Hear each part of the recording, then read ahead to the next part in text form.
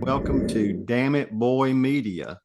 Um, just to give the listeners a little background here. Frank, I didn't know you was as famous as you were. I apologize. I don't know how famous I am. I just been around for a long time. but and Luke, I thought I knew this, but then I was reassured of it. You won your first modified race that you ran, right? Yeah, I won my first Wheeling Southern Modified Tour race that we entered. Um, there's kind of a story that comes along with it, but we sure did won my first tour race. Now, was that Bowman Gray or was that somewhere else? Or Yeah, that was actually at Bowman Gray. I think it was in 2010, but it was my first actual tour race. We were able to win it, so. I think it's only happened one other time, maybe with Corey LaJoy. Actually, it's running Cup now. I think I had the record for a while, and then a couple years after I'd done it, he came in and done it also. oh, But really? He won Atlanta, I believe, wasn't it, Luke? yeah, he won at Atlanta in his first race also. But I was running second to Tim Brown in that race, and I was working Tim. I had him, I thought. Next thing I know, there was a car up beside me. I looked, it was Corey LaJoy. I don't know where he come from. I'm actually a big fan of his. I'm hoping he wins a race this year. I do too. Corey's a great guy. Yeah, he is. I've been thinking about going to Subway and saying, hey, I'm going to buy some Subway sandwiches so y'all keep helping him out. Hey, Jordan, tell us a little bit of news about you. I've just had this baby, man. I'm a new dad. He's 2 months old. That's life for me right now. I'm enjoying that, and we're getting our race car dialed in. We just now really are getting our motor back, so hopefully we'll have the motor back in the car next week and be ready to do some practicing here in the next week or two. So everything's happening quick here. Now, when does Bowman Gray start back? April the 24th, or is that right, guys? 20th. Somewhere towards April. Yeah. Now, It's 20th. who's doing what? Are you racing at Bowman Gray and running the tour, or which one of y'all? Who all's running the tour and who's running Bowman Gray? I'm probably going to run all the bigger races at Bowman Gray. Just see how it goes. We don't get roughed up too bad. We'll race as many big races as we can, and hopefully we can get Luke into some tour races in the same car. So if I don't tear it up, so We're all going to try to run some. Frank might run a couple, and I might run a couple, and uh, Jordan's going to be driving my car, the car that we built this past year. So hopefully you'll see a little bit of all of us this year. Now, Frank, what races are you going to run, or have you decided yet? I've not decided. My main goal I got to do is help Chris and Crowd run. If all that's going good, I might carry my car down and run a race. But I run down Florence 3 weeks ago, and I'm kind of on a retired side of this thing. I'm just helping everybody else. I just soon see Jordan and Luke and Chris run. So I just try to help some of them. I even let them run my car if they want to run it, but I've got a car there. But they've so far decided not to run yet this year. So how did Florence go? Well, the only thing I can say good about Florence is I didn't hit nothing, didn't put a scratch on my car, and I loaded it in the trailer. I did finish on the lead lap. Never could get any track position. Finished 17th. I know that really sounds bad, but there was about 19 cars on the lead lap. Highest I got up was 12th. But there at the end, Chris told me I was running about the same lap times as the leader, running 17th. So it's all on a track like that, all about track position, and I never did get it. Just to go over some of your stats, you got famous there for a pretty good while on ESPN. I mean, what was it, like 4 pole positions out of 5 races at North Wilkesboro? It's probably more than that. from 1985, I think it was. That's the first pole I won that year. Matter of fact, we set a track qualifying record that year. That was my rookie year there, and I won poles through '96. Won a few races. I won 3 or 4 of the races. But if anybody else won, they had to outrun me. It seemed like I was always right in the middle of it every year. But Wilkesboro has probably done more for my name than anything. ESPN carried the races live. It give me TV time. Let people see a lot of the Saturday night drivers, and I always seem to be right in the middle of it. So I did get a lot of exposure out of it. Those were back in the days of Satch Worley and Johnny Bryant and all those guys, weren't? Yeah, and Jan Lady, some of the northern guys always come down. We always had 3 or 4 of them in the race. Jay Hedgecock was always real tough to beat. Satch Worley has been tough to beat any time he's at a racetrack. Junior Miller won a bunch of them races. Oh, really? St. Philip Smith. There's a lot of the tough drivers in that era won. I was watching one race that you were in. It was at North Wilkesboro, and you were leading the race. I think Satch Worley started on the pole, and you were leading the race. And Johnny Bryant had hit you a couple of times, but then somewhere a wreck happened, and you at the caution come out, and you wrecked coming down to the caution because you got in the oil of somebody had lost an engine or something, and you scraped the wall, and that did your day in. So many things happening over there. I've heard somebody talking about that race before. I lost a bunch of races at North Wilkesboro. I won several, won a bunch of poles there, and it was probably one of my favorite tracks to go to. I got hurt there one time, so I've been at the bottom and I've been at the top. But it probably done more for my career than any track that we run. And it was really because the ESPN carried them live. They weren't tape delay or nothing. They were live. And we run on Saturdays before the Cup cars were there. Run. So I was in front of all the Cup teams, all the Cup drivers. It was just a good, in my era, that was the thing to do. So now North Wilkesboro is going to have a modified race this year, right? Yeah, they've run for the last year or two. They've repaved the track now, and I think it's going to be the last Smart Tour race of the year. Last year the Tour run there, the Northern Tour, but I think this year it's going to be the Smart Tour is going to run there. All 3 of y'all going? I don't know. It's hard to say. That's a long time away. Like I said, I'm 64 years old, and driving a race car is not the most important thing to me right now. I am at a racetrack every week. I get just as much joy out of seeing my brother run good, Luke, Jordan. I've done it all. I've had a great career, and I am going to run a little bit, just playing a little bit. But I like seeing these younger guys do good. And my brother is one of the younger guys.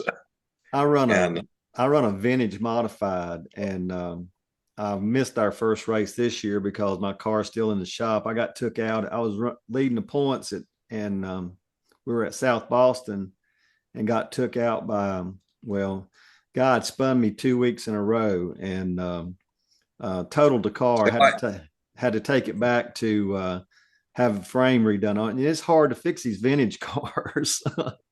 I'd say it is. Hey, you might need to pick the pace up a little bit now. Well, he's beating on that back bumper. You need to run a little faster. Well, it took me 3 laps to get around him, and I finally got around him. Okay. Yeah, and but I had to pick on you a little bit there. But the first time he spun me at Jacksonville, I was lapping him for about the second or third time that night. So it was. You ever run at Jacksonville? I have not. At the Goodyear, what they call Goodyear Raceway or something. I think now they've changed it to New River or something like that. But that track is built like a small Talladega. You got a long back straightaway, and then you got a dog leg through the front straightaway, and you have to just come up and just dive off into one. It's a pretty cool track. Luke, when's your next race? Do you know? Mine.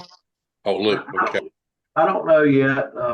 Like I was saying, Jordan and I built a car over last winter, and we took an older car, and I've always wanted to do this, but we took it in and cut it into a million pieces and moved, geometry and points around, and just done a lot of different stuff that I've always wanted to try. And we took that car to the track last year, and I think it was Jordan's first 200 that he had ever run. And he qualified in, locked in, on Friday on time, locked in the top 10, and run a really good race. So he's sit on the sidelines a lot for me, as we've grown up.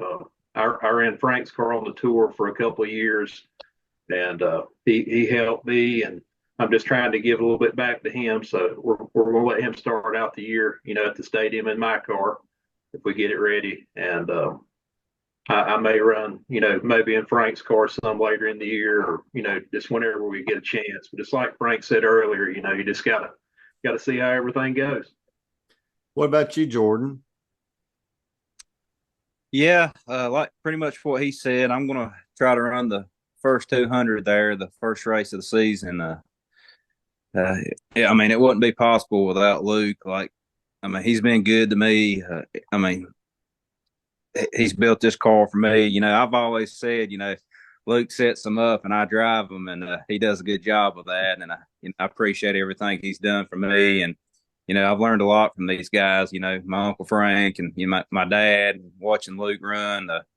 It's been really nice, just growing up watching them and work hard and race hard. And I feel like I'm finally getting my chance to run this modified and prove what I got. So, did you do some dirt racing?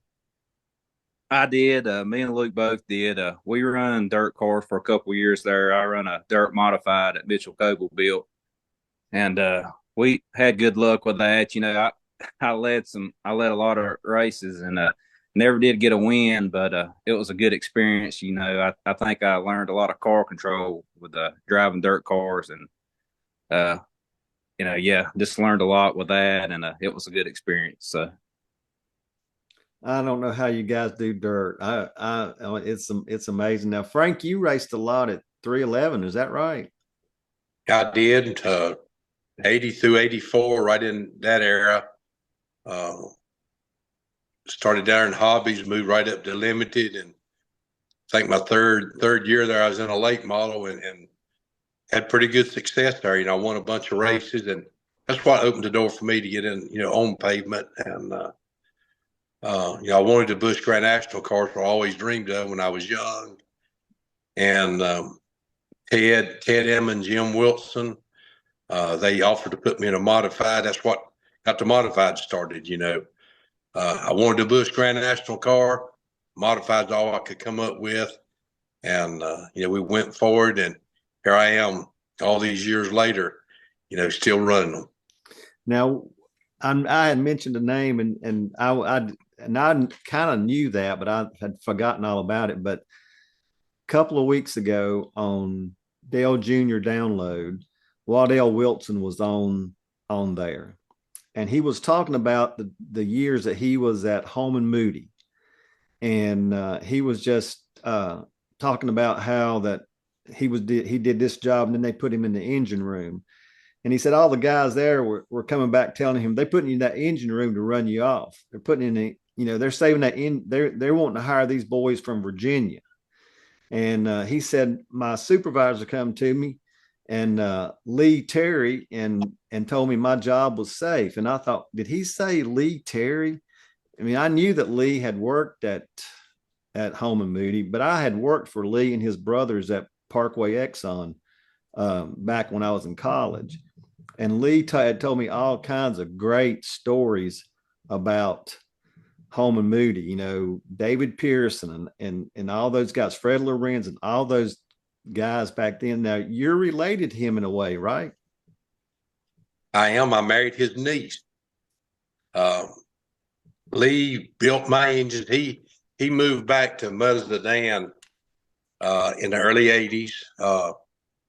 I don't know exactly the years that Lee was at Holman Moody, but I think it was the Stanley guy up on top of the mountain that he introduced Lee to Holman Moody and probably helped him get his job there. I'm not really sure about that, but I met Lee somewhere around 1980, 81.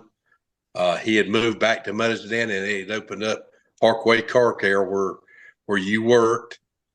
And I didn't know today that you was one of the young guys working there. I used to go up there a lot, and I didn't realize that. You told me that today. You had like a 80, early 80 Trans Am. Is that right? That was race car. No, it was a car that you drove, your street car. You know, really, I had Trans Ams and Camaros and everything. And when I bought a race car, I sold them all and bought me a pickup truck to pull my trailer with. Yeah, I don't know what I think. You think about one of my buddies had a red Trans Am. Is that the one you're talking about? Yeah, yes, it was red. Yeah, that's one of my buddies, and he used to carry me up there to lease. Okay, yeah, that's the car you're thinking of. My banker, she tells me there's no the cash flow only one way in racing, and that's flowing outwards. It's nothing ever flowing inwards. Yeah, that's true. But yeah. Lee worked with Fireball Robertson. I've heard many a story. You know, like I said, I've been in the family me and Gina's been married for 32 years. And, you know, I met my wife through Lee. And, you know, Lee passed away. It's probably been 18, 20 years ago now. Really? But he was a smart man. You know, when we lost him, you lost a lot of knowledge. Oh, yeah. He was one of the first innovators, or whatever you want to, whatever you call it. I'm not sure of the word there, but you know, he came into racing in probably the 50s and 60s. You know, when you know, racing nowadays, if you want to race, you got money, you can go buy it. Lee came up with it when whoever the smartest man won the races. You know, whoever could come up with all the ideas and the tricks.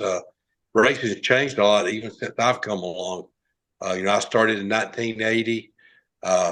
Now, you know, if you come in there with money, you can buy a speed. Used to, but how smart you were. And how good you could drive. And how good you could drive. Now all these cars are bullets. You know, like I say, if you got the money, you can buy the people to get them set up and get them running. And so racing has changed a lot, you know, from the days that Lee. I'm trying to concentrate on Lee here. You know, he come up in the days when they were didn't nobody know what a pit stop was. They didn't know all this stuff. He designed ways to make engines run faster. You know, he was just a brilliant man. You know, he could just take a piece of metal and make something out of it, and it run fast. And you know, I heard all the stories about Fireball Robertson and you know all the great drivers that he worked with. Well, I can't remember. He had worked on Fireball's car pit crew or something, and I'm not so sure he wasn't at Charlotte, but that was a long time ago. He told me these stories that, you know, and he wasn't a talker, but he would, when you got him talking about racing, he'd talk. Oh yeah. He was. I think, didn't Fireball have his accident at Charlotte? He did. I think Lee was his crew chief in that race. See, that's what I was thinking, that Lee he was something there. Yeah. And that he worked with a lot of the great drivers, the old drivers. Yes. Guys, did y'all know Lee? No, I was there able to know him. I've heard a lot of stories and a lot of good things about him, and you know a lot of the things that Frank's told me about him. But I was too young, and of course Jordan's 5 years younger than me, so he never really got an opportunity to be around him. So I've heard a lot of stories from Frank about him. So get all that knowledge from Frank that y'all possibly can and store it up, tape it and put it on tape and keep it so you have all this knowledge. Yep, I agree. I agree. because Now I'll tell you a story about Lee. Lee understood how air worked through a motor, as far as it, you know, he knew what to do, the carburetors, the intakes, the heads. He would, the first motor he built me, we went to Charlotte and I bought a set of Brodex heads, just castings. And he brought them home and he sat there with grinders and he worked on them heads for many, many days and nights, grinding and getting all the airflow through the heads. Now you go buy a set of heads, all that work's already done. They do it by machines, where Lee done it by hands. And it's people like Lee that developed it and learned, how this airflow needed to go through a motor.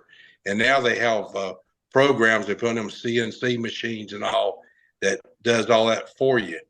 So, Lee was on the beginning leg of all this stuff. Yeah, my cousin's an engine builder for Childers. He works for Earnhardt Childers Racing, ECR, and he of course he learned from the old folks too. He's in his 40s, and but he's learned a lot from the old folks too, and that's where you got to keep it going. Yeah. So, Jordan, tell us more about that baby boy. Well, he's changed my life for sure. I hadn't really been thinking a lot about racing. He's been on my mind every day. It's just a great experience. He's a little over 2 months old and he's growing like a weed. I'm loving every minute of it. So what's his name? Mama wanted to name him after me, so he's a Jordan Fleming Jr. So Jordan Chase Fleming Jr. My oldest granddaughter, her name is Jordan, and I tell my daughter, I said, I can't get nobody name a baby after me at all. So congratulations on that. Yeah, thank you, sir. Appreciate that. So tell us a little bit about your other dirt racing. Did you do we started dirt racing. I run go-karts when I was really young, and I done that for a little bit, but I went straight to asphalt when I was in my teen years. We started running legend cars, and me and Luke was driving the same car. And I run at Charlotte, on the front stretch, and that's where I really got my big start is with legend cars, and I started running at the stadium and in a 4-cylinder. I won my first big race at Bowman Gray in a 4-cylinder. I was driving a car for Matt Hill, and I think it was my third race for him. I won, and I was like 15 years old, so that was big for me. And I ran a couple years in the 4-cylinders, and I went on to run a late model, sportsman car at Bowman Gray, and that's when I got my next first big win with a car Luke built for me. And pretty much from then on, it was all uphill from there. So, Luke, now I know you started at a very young age. What did you race? I did. I started running go-karts probably around 8, 9 years old. We run mostly local tracks around here. I ran a lot at Bear Creek. It's over in the Dobson, North Carolina area. We won a lot of races over there in go-karts, and then we started running the legend car just a little bit next. It's probably the next thing I ran, and then I actually jumped from that straight to Bowman Gray, driving one of my dad's old cars a little bit here and there, and we did, like we say, we got a dirt car. We run pretty good with it. I actually still have a dirt late model. It's been a couple of years since I ran it, but it's sitting there race ready right now, ready to go. But I like the dirt race. It's real dirty, man. It's just you take your car to the track, it wipes your trailer out, your tools. It's just really dirty. You got to clean for a week or two after you run one race, just from all the the dirt and dust. So I really like asphalt racing better, just because I'm a little bit of a neat freak. I like to keep my stuff nice and clean, so that's probably why I don't dirt race a lot. But we do still have a dirt car. We just we kind of run it occasionally when we want to, or when they have a big show. You know, with the first year they done the dirt at Bristol, we went up there and run that. And but basically right now our focus is on the modifieds. So how was the dirt at Bristol? It was pretty good. I had a bad wreck over there the first year that we went. We I went with Kevin Powell, and we took two cars, and he actually ran really good over there. We ran in two different divisions, and I had my car going really good. I think that first year, if I'm not mistaken, we had 130 cars in my class. So we had a couple of test days leading up to it, just because it was kind of a new thing. You know, I knew they had done it. You know, I think 10 or 15 years prior to, you know, when they restarted it. But we tested for a couple of days. I think the last day of testing, I think we were third or fourth out of 130 cars on the timesheet. So we had a really good car, and ended up getting in a pretty bad wreck in the race. A guy come down on me as I was passing him, and caught me in my right rear, and I more or less hit the wall head on, running about probably 120 mile an hour. So it destroyed my car, but we brought it back and rebuilt it. And, you know, we still got the car. It's just like a new one now. But it was a fun experience. I actually ran the modified for Frank at Bristol a time or two. So it was cool to, you know, enjoy both aspects of the track. And it's just so fast. People don't realize, you know, you can't tell with the cup cars, you know, because you see them run on the big track so fast. But Bristol is just so fast, especially in the modified cars. You know, you're going around there so fast. When you get to the straightaway, you just kind of, you know, point the front end down through there, and you got to look for the best. It's really so fast that sometimes you lose track if you're on the front stretch or the back stretch. Really? You know, yeah, you know how the pitting is there too, so it gets confusing on your pitting. You know where you need to come in, but it's just blistering fast, and I'm lucky to be able, you know, to have had the opportunity to run there on dirt and pavement. You know, I can only I have problem concentrating on 50 laps running at South Boston or Dominion or Motor Mile, and you guys are running that many laps that fast at Bristol and concentrating. Yeah, I don't know most time if I'm on the front or back straight away at these tracks, and that's for 50 laps. So I'm thinking, is this not over with yet? But it's definitely the fastest place I've ever been. But you know, you're just, you know, it's unbelievable the speed that you carry around there. And you know, the modifieds are so fast. I don't know how much faster we are than the cup cars. I think maybe a half a second or maybe up to a full second faster a lap than the cup cars are. But you know, we got a 15-inch wide tire, you know, where they're still running 10s, I guess, and you know, we're much lighter, so we just get around there a little quicker. Yeah, I run it a cup car at Charlotte in that Richard Petty thing and experience, and took off down pit road, hit the track, went down the back straightaway, come into 3 and 4, and I had to stop myself, breathe. You have to breathe, or you're not going to be driving much longer. Breathe. And it was pretty awesome doing that. And I can only imagine what it'd be like at Bristol in a modified though. It's unbelievable. Frank always ran good there. He actually won the southern portion of the last race that he ran on the NASCAR tour there. And you know, he ran some bush races and stuff years ago, so he's got a lot of experience on the bigger tracks. But you know, I've always been better at little small flat tracks like Bowman Gray because that's where I grew up. Mm-hmm. But Frank's really, really good at tracks like Bristol and North Wilkesboro, obviously. And so he's good at both. Yeah, Frank, let's talk about, so you won at Bristol? I won the southern side of Bristol. That was always a combination race. You know, they used to do that a lot with the was it the Bush North and the Bush cars. Mm-hmm. They would do a combination race, and what that is, it was the Northern Tour and the Southern Tour, so they awarded two winners. So I was the first Southern car. I always told everybody I didn't win the race; I just won the Southern side of it. Gotcha. So Yep. it would have been a whole lot better to me if I'd won the race. But you go back in the history books, and my name is the winner of the Southern Modified race at Bristol. I forgot which year it was. So, it's good. I mean, I won't take it, but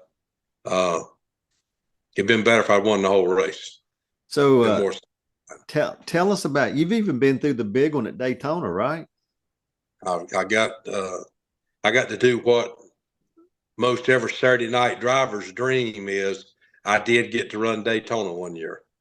I've always said that's what every Saturday night driver dreams of, and I got to live it. So, that's one of the highlights of my career, I'd say. Did you get did you have one of the big wrecks, or did you make it through? Well, that year's the year they was filming Days of Thunder. I know everybody's seen that movie. 5 times. They,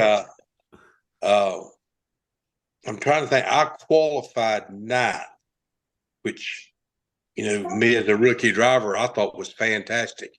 And really, I was with a rookie crew. My crew chief was a rookie. None of us really knew what we were doing, and we qualified ninth. I had a lot of speed there. I drove for a man out of Pennsylvania, John Fayroe. He had a new McLaughlin car. I don't know if, back in that era, the Laughlin cars was one of the top cars. But I had a brand new car, so I had them people helping us with it, and went down there. And I was quick. They kept me there testing twice, and I was always in the top 8, I'd say, and speeds. And we went there that week, and I qualified ninth for the race.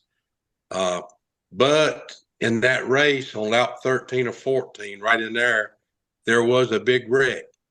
I never forgot how many cars it is. It was 13, 15 cars in it, probably more than that, spinning all. And they did use that wreck scene in the Days of Thunder. Really? My car flashes through that one of them wreck scenes in that movie. They didn't pay me nothing, but I am in the movie. So what's it like running that fast? Do you have to tell yourself to breathe? I don't know. I've just always enjoyed it,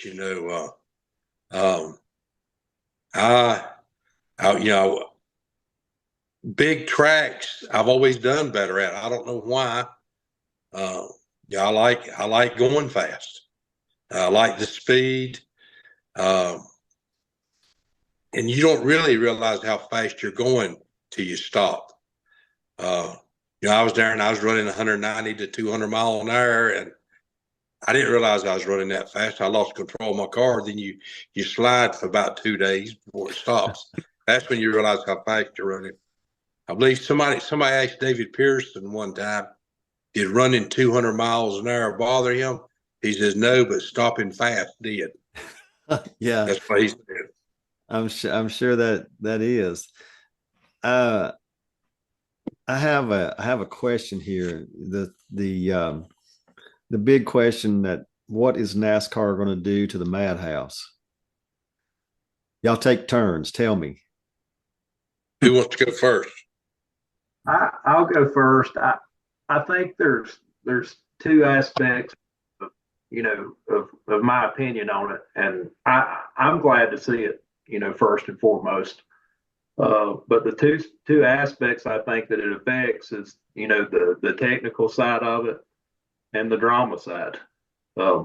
Just starting with the technical side, there's a lot of stuff that happens over there that, gets brushed under the rug, or stuff that, you wouldn't be able to do like in a tour race setting or anything like that. And some of it even depends on who you are. So I think there's probably a lot of people this week or whenever the news come out of it happening that are probably worried. I think there's also some guys on the other side of it that are happy to see it.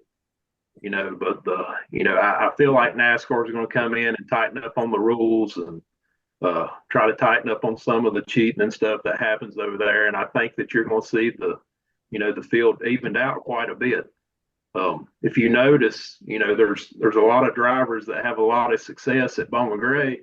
Then they go to a tour race, a NASCAR tour race or even a smart tour race, and they're just kind of mediocre. They're just kind of average. Then they go back to the stadium and they can win. So, there's something there. There's just, I hope to see, NASCAR tighten up on a lot of that stuff. And I think it'll make the racing better and more enjoyable for the drivers and the fans.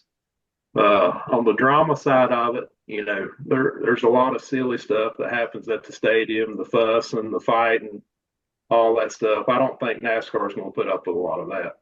And, it's probably time that they tighten up on some of that stuff. I'm really amazed, that somebody hadn't got hurt over there, in all these years with all the silly stuff that happens in the pits and even on the track. And I'll be the first to admit, I've grown out of a lot of it, but, I've been one of the ones right in the middle of it plenty of times.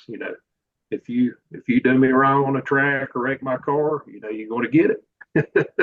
Everybody knows. And, if you want to come in the pits and fight about it, I'll do that too all day long. But, just this past season, for an example, I watched a man throw a 50-pound 5-gallon bucket of oil dry through my dad's windshield. I saw that. I've seen that. A lot of people made jokes over it and this, that, and the other, whatever is fine. But when it's your dad, it's not so funny. The track officials, some of the track workers, they just stood there and let him do it. There's no sense in that. Somebody's going to get hurt. So I hope that, NASCAR coming in and, tightening up on a lot of this stuff like I think they will. I think it's going to, take a lot of that mess out of it and just make a better environment for everybody racing at the stadium. So I hope that, overall the drama and the technical side of it gets tightened up quite a bit. And I think you'll see that. I don't know how long it's going to take. I don't know how long that, the management now is going to still be involved through maybe this year, I'm sure. But, I think, especially over time with NASCAR heading, that you're going to see a lot of big changes. Yeah. All the tracks I've been to, we do Dominion, Carteret, Jacksonville, South Boston, all these people, other than South Boston, most of them find out where I'm from, I'll say Mount Airy. So you're not far from Bowman Gray. No, I'm not. They says, how does he pack the stands every week? That place is packed. You go to these other races and, well, like where we race on a Saturday night, different places, stands are half packed. But now a lot of people's in the pits, but the stands, but Bowman Gray is packed. So yeah, people love it. People love the drama and the wrecking and the fighting and the stuff. But at some point you got to step back and look and say, hey, this is getting out of hand. And I say it every year, but it seems like it gets worse every year. And with it being a small track like that, there's still going to be contact and wrecking and stuff happening. So, I'm not saying by any means it's going to just completely dull the racing out. They're still going to pack the stands. They're still going to come back next week and see what happens. But I just hope to see, NASCAR tighten up on a lot of the silly stuff that happens. Jordan, what about you? I think Luke hit the nail on the head with that one. Hopefully they crack down on all the cheating, like he said, a lot of it goes on and, there's guys that get by with it every week and we know who they are, I just hope it levels the playing field, and it'll separate the men from the boys, when this cheating gets cracked down on, then we'll have the real drivers, What's the cheating? Is it traction control? I think a lot of that, and I think that's one of the main things. I mean, there's a lot of these guys that's got big sources they can do with their cars. I don't know. Me and Luke's always run legal, and Dad and Frank has, and we've had to just work on our car. We can't compete. I mean, Well, there's we one just that I've heard that uses traction control about everywhere he goes, and he's almost been caught 2 or 3 times, and he's kind of slick with it. yeah. The thing too is, on our behalf, that race that you asked me about earlier, that first tour race that I won, that was my dad's Bowman Gray car. So we took that car to the track. He raced it the week prior in the Bowman Gray series. We brought that track to the race the next week, and it passed full NASCAR tech. So, Luke, you're wrong there, buddy. We raced that car. We raced that car on Friday night, right. and then you raced it the next day, not the prior week. Right. So we basically, what I'm saying is we didn't go having to change motors and this, that, and other. Our stuff was legal because, like Frank said, we run it the next night. So, I know when NASCAR was having their tour races at Bowman Gray, a lot of your guys that was having big success, they'd have to have 2 cars. They'd have to have their Bowman Gray car, then they'd have to have a car that would pass NASCAR tech to run the tour race at the stadium. So we didn't do that. Our stuff was legal for both. I have to confess, I've never been to Bowman Gray. Is that right? Yeah, my daughter. You've never lived in. That's what everybody says. A couple of guys that I race with, they came all the way down from Richmond because they'd heard so much about Bowman Gray. Last year they came down. They said it was worth the trip, and they would come back again this year. They loved it, and I keep going to come, but I never make it. But it's a lot of fun. So Frank, what's your thoughts on this? Well, my thoughts may be a little different from theirs. I think a lot of the stuff they're saying is probably true, may happen, may not happen. But I'm sitting here looking at it.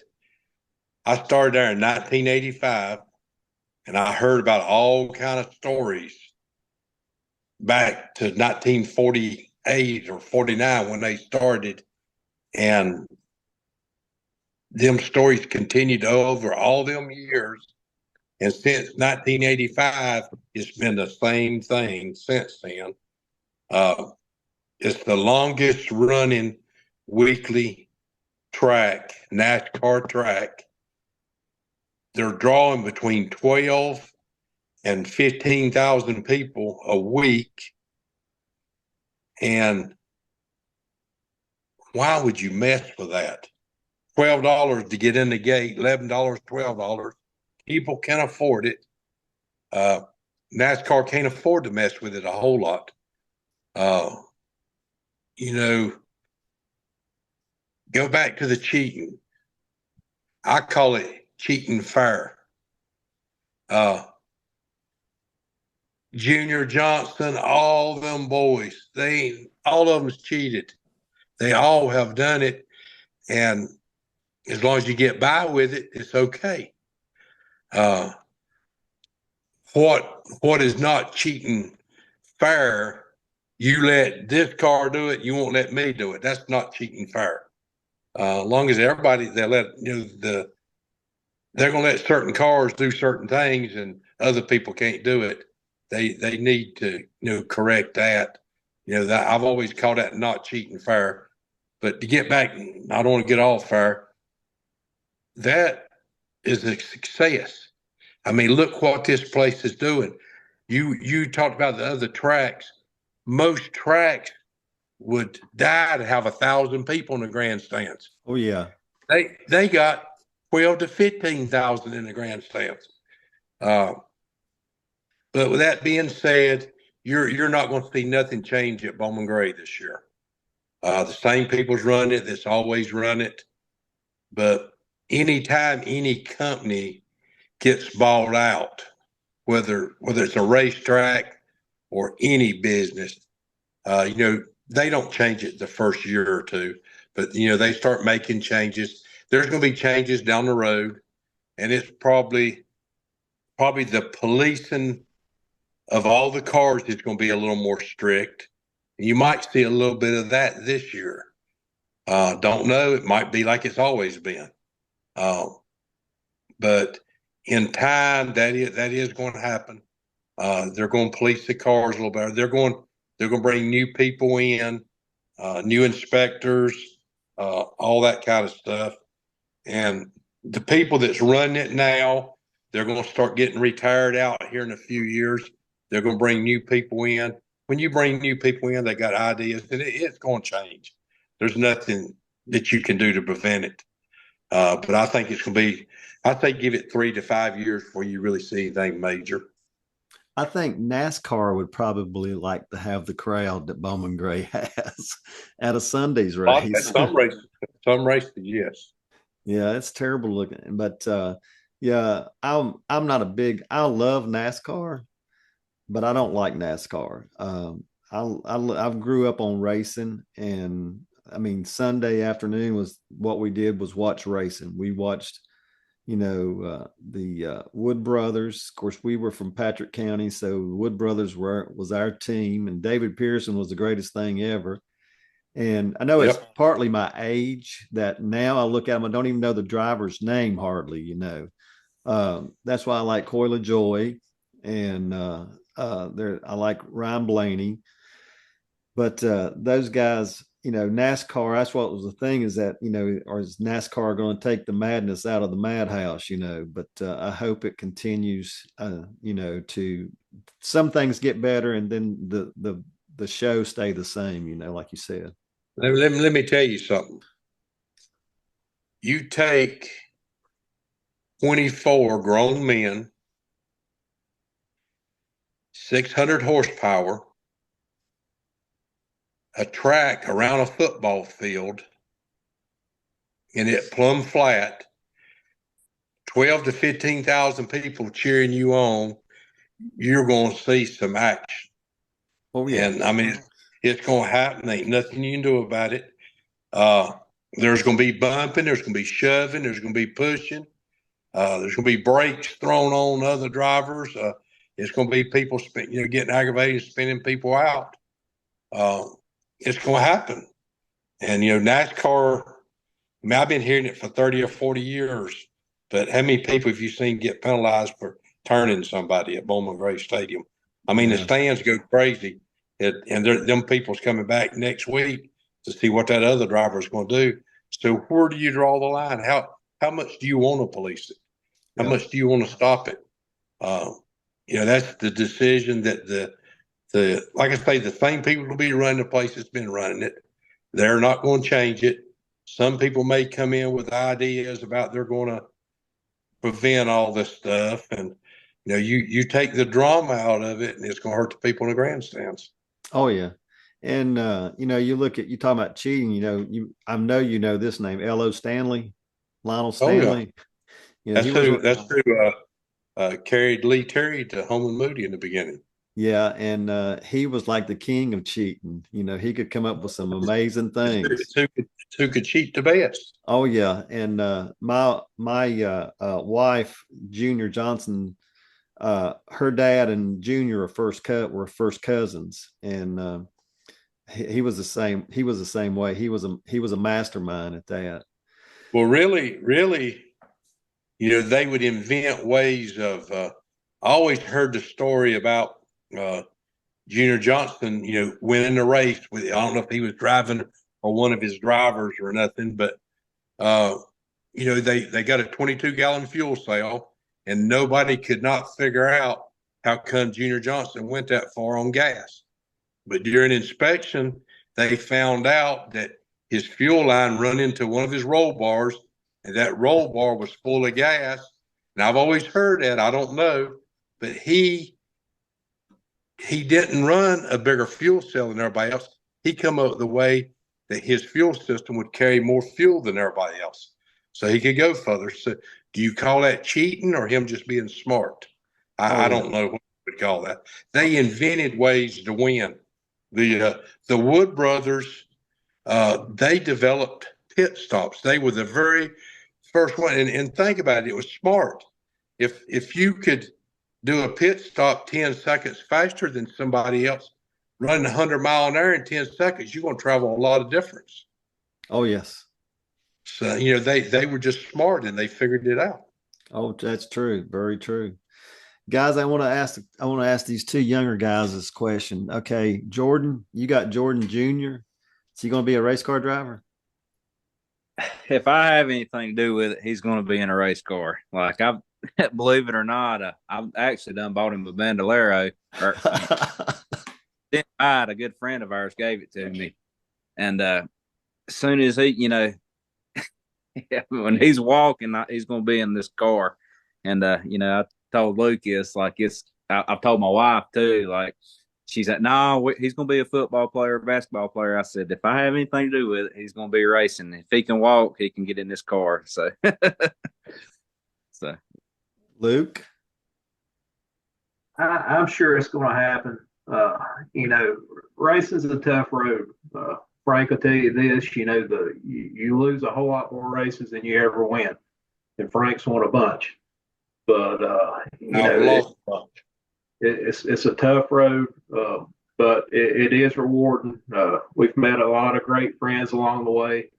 And my oldest son is 8, so we're probably going to get him involved with this Bandolero car that we've got soon, and see if he likes it. And he's a little bit laid back. He hadn't took a lot of attention to racing yet. We mentioned running this Bandolero car, and it has piqued his interest. But my littlest one, my 3-year-old, he's my wild man, so he's probably definitely going to be my racer. He's bouncing off the walls and hanging off the ceiling fan constantly. So, I'm sure, it's racing is deep in our roots. And I want to say this, I'm proud of my family.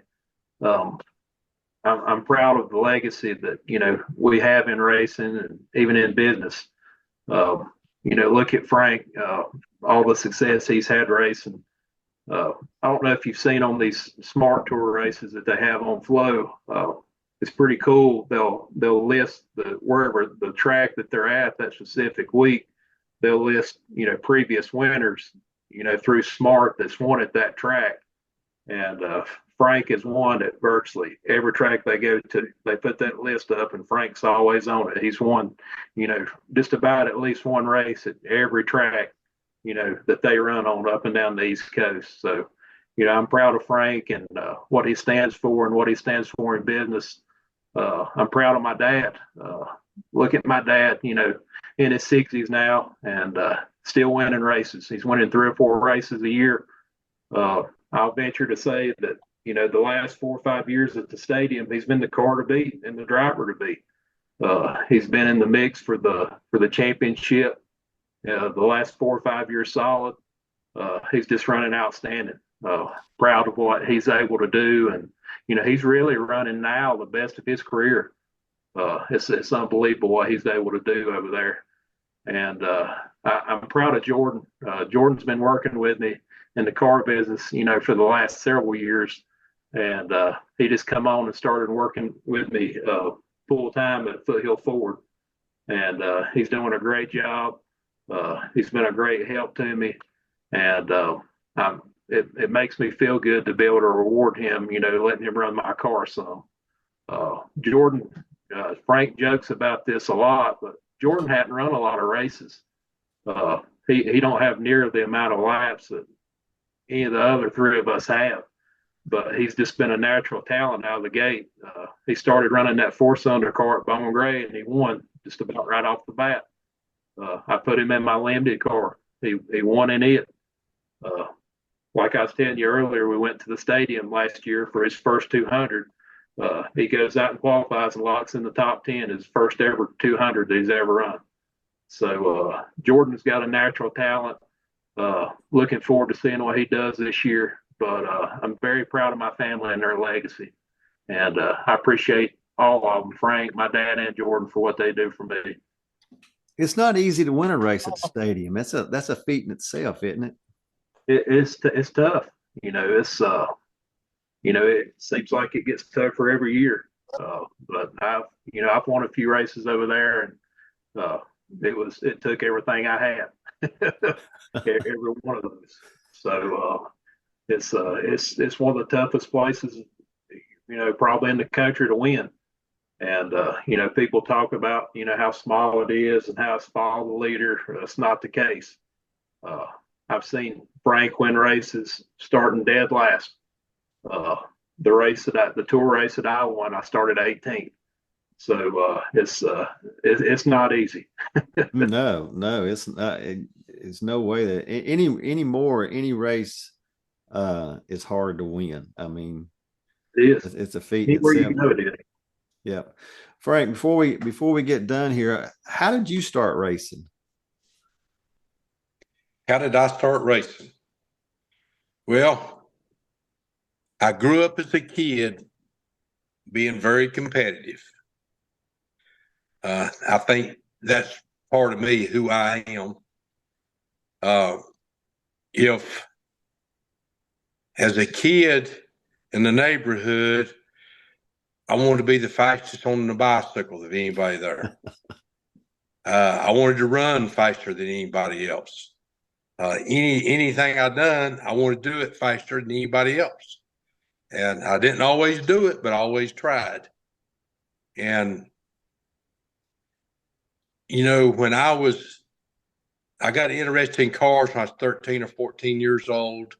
We had grew up, with our dad going to motorcycle racing. He had a racing bike, and I was in sports. I played football, and probably the turn of my career was I was in the ninth grade, and I got hurt playing football, and it pretty much took my football career away from me.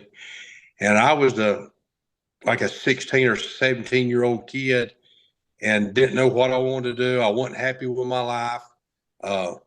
I grew up playing football, and it was over with. I got my back broke, and I wasn't able to play anymore. I tried to play, but I was no good, and so I started fooling with cars more, and I started hanging out up here at Mac's Body Shop, and I'd go up. I probably aggravated Mac to death. Asked him, could I help him? Well, him and Clifford Shockey went to 311 Speedway every Saturday night. And they wanted me to go. I was 16, 17 years old. I had other things on my mind other than going to a racetrack on Saturday night.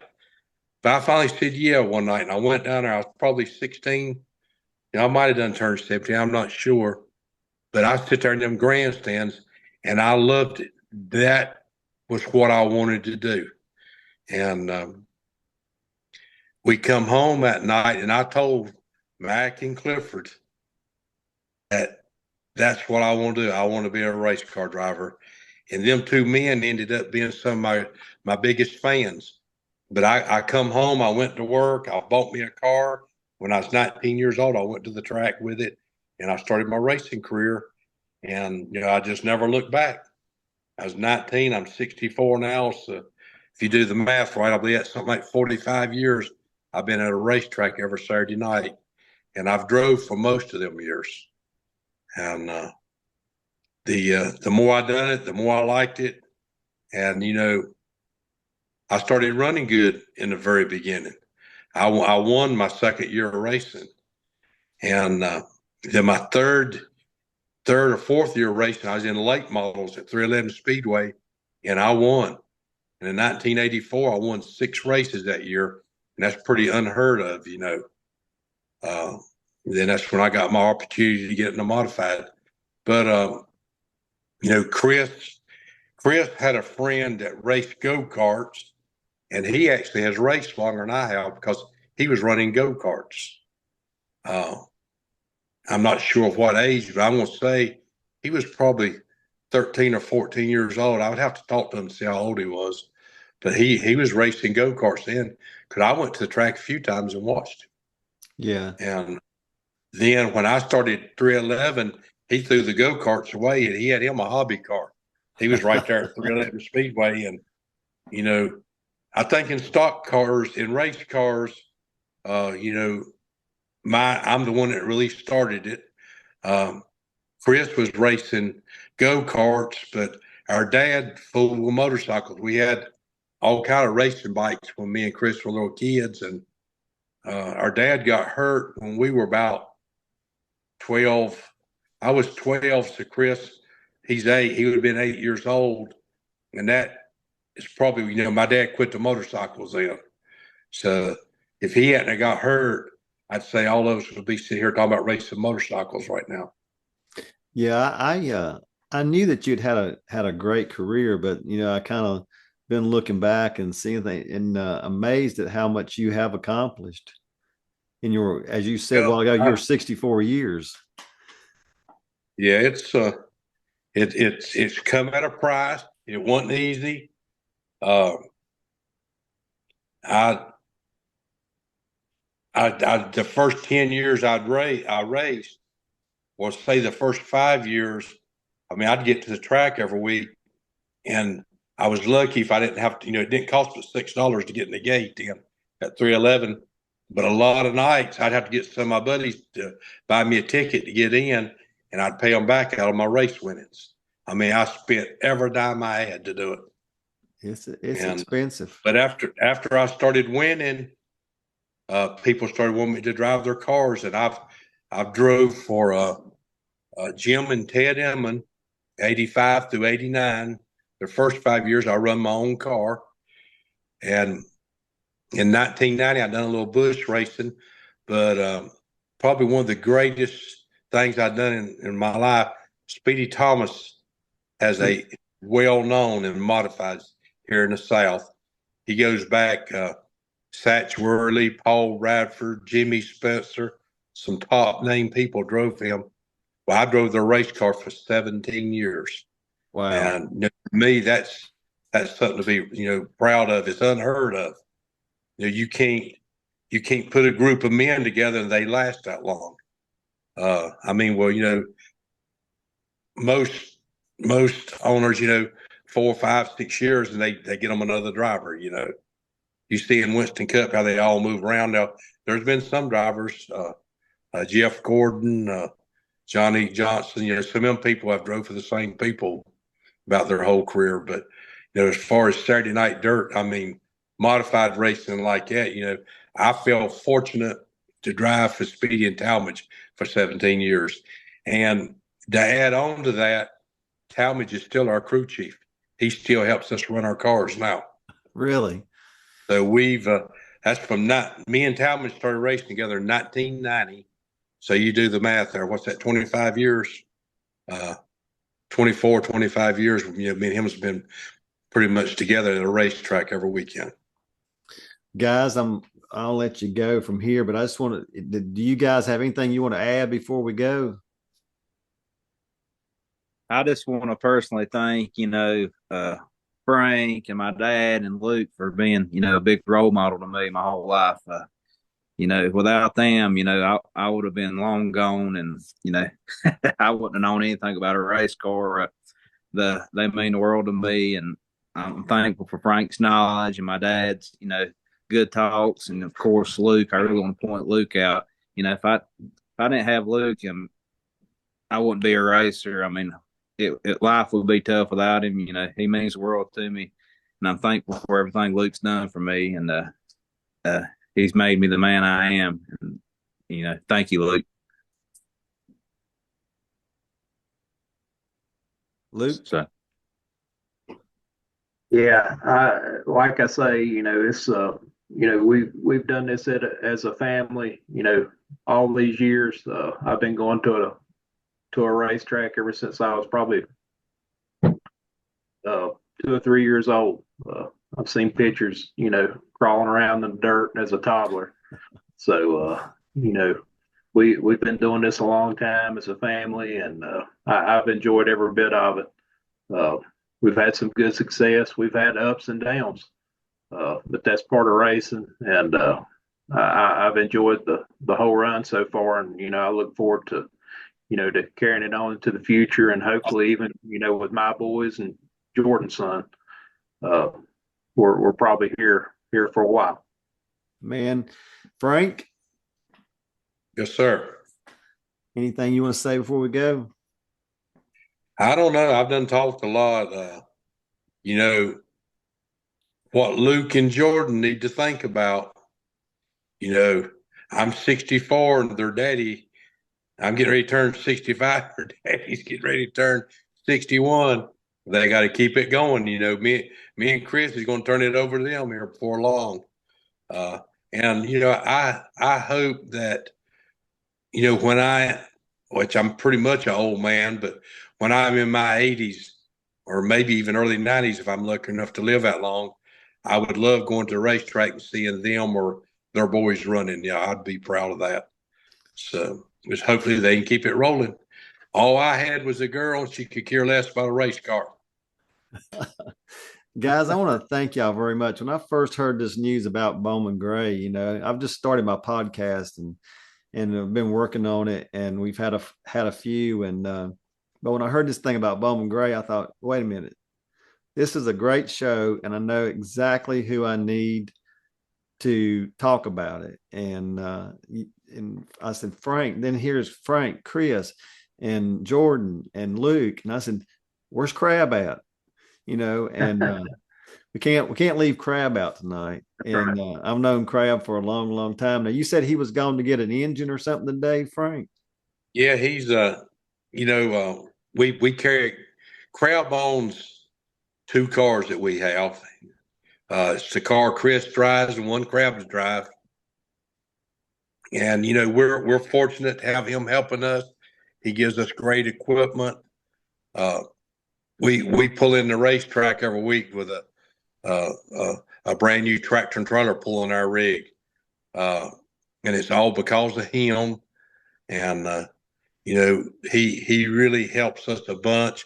He's more like a brother than he is a car owner. He you know, we've got the last 10, 12, 13 years, you know, he's been helping us race. He's become a brother to us. And, you know, I'm proud of him. He's 73 years old, and he straps in a race car every Saturday night at Bowman Gray. And I'm on the radios with him. I'm telling him what to do, trying to keep him out of trouble. But, you know, he's having the time of his life. And, you know, I'm as proud of him as I can be, you know. And he gives Chris one of the best cars on the racetrack. Mm-hmm. And what most people don't know, the car he's driving can win any given Saturday night. I mean, he's got a front runner. Now, Crowd probably ain't up there, but you know, he didn't start racing to 10 years ago, and he's 73 years old. A win to us his crowd run a lead lap, and he's done that a few times. You know, I'm on the radio with him every week, and I encourage him, keep pushing him, and you know, that's what a win is for us. But he's an awesome guy, and I think the world of him, and look forward to many more years with him. I've known Crab for a long, long time. We're both in the trucking business, and I'll tell people that if you're going to buy vegetables from any grocery store, pretty much Crab's probably hauled them in from California. But oh yeah, yes, he's a great guy, and I wish he could have made it tonight. And but also wish Chris. He picked up the engines tonight, and he probably didn't get back home to 6:30. Yeah, which I run to the shop right before, and they were unloading the engines. He just didn't have time to make it. Yeah, he's something. I wish Chris could have made it. I know he was busy tonight too. But guys, we just got 3 weeks to get them done. So I definitely they're thrashing every night. I definitely appreciate you guys coming on tonight, and I want to wish y'all the best of luck. And Frank, think about doing North Wilkesboro this fall. I might. We'll see. We'll see what happens. I want to drive it, Frank. Yeah, I know you do. Oh, y'all got 3 or 4 race cars. Take them all. Have a good time. Make a family affair out of it. Guys, thank y'all so much for being on Damn It Boy Media. And I thank you so much and look forward to y'all having a great season. And y'all have fun. And Jordan, them babies, there's nothing like them, man. Tell you. Yes. Yeah, loving every minute of it. And thank goodness for my wife, too. It's like she could be like I'm, or Danielle. and but I'm thankful for her to do this, and I can't wait to see little Jordy one day behind the wheel. So Yep, that'll be great. Guys, y'all have a great evening. Thank you again so much for coming on. And hey, I'm gonna make it to Bowman Gray this year. I promise. You go for it, man. See you later, man. You ain't lived, you've been there. See y'all guys later, man. Y'all have a good one.